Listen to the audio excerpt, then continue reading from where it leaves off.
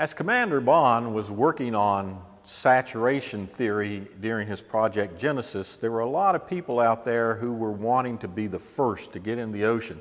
Remember, this has never been done before. People actually living in a habitat under the water, making excursions to work and live under the sea. It had never been done.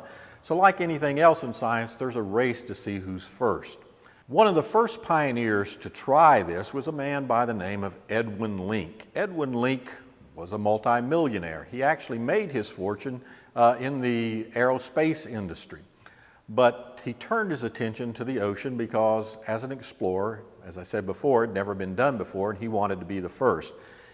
Records indicate that during the early 1960s, Edwin Link and Jacques Cousteau had several meetings together, and they had planned a joint venture of putting people, aquanauts, under the water to live and work for a period of time.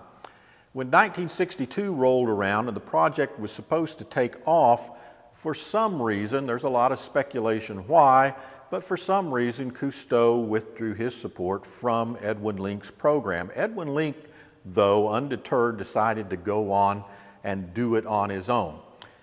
He called his program Man in the Sea. He had two different phases of the program, Man in the Sea 1, Man in the Sea 2. We'll talk about them both here. They were quite a few years apart, but we'll discuss them both.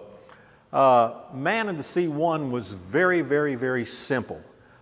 All they wanted to do was take one person, put them in a cylinder 3 feet by 11 feet, and lower them down to a depth of 60 feet and let them stay there for 48 hours.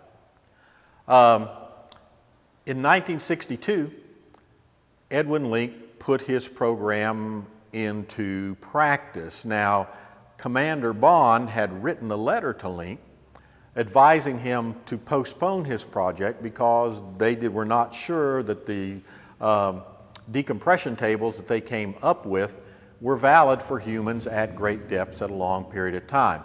Edwin Link, as the story goes, did not receive the letter in time. He had said later that if he had received the letter, he would have postponed his effort. However, other people think that he may have seen the letter and he did it anyway because he only wanted to be first. Edwin Link's concept for Man in the Sea 1 was to have a chamber only 3 feet wide by 11 feet long, lowered in the ocean to a depth of 200 feet, where one person would live for 48 hours. This was a phenomenal idea. A lot of people speculated that the human body would not be able to take that much pressure for that amount of time. In August of 1962, off the French Riviera, Edwin Link lowered his chamber down to 200 feet. An aquanaut entered the chamber with the goal of staying 48 hours. However, due to a helium leak, they had to cut the mission short, and it only lasted a little over 24 hours.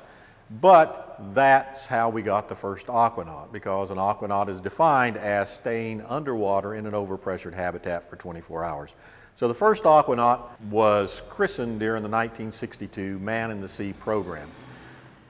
It's kind of interesting, but even though Cousteau had earlier divorced himself from Edwin Link's project,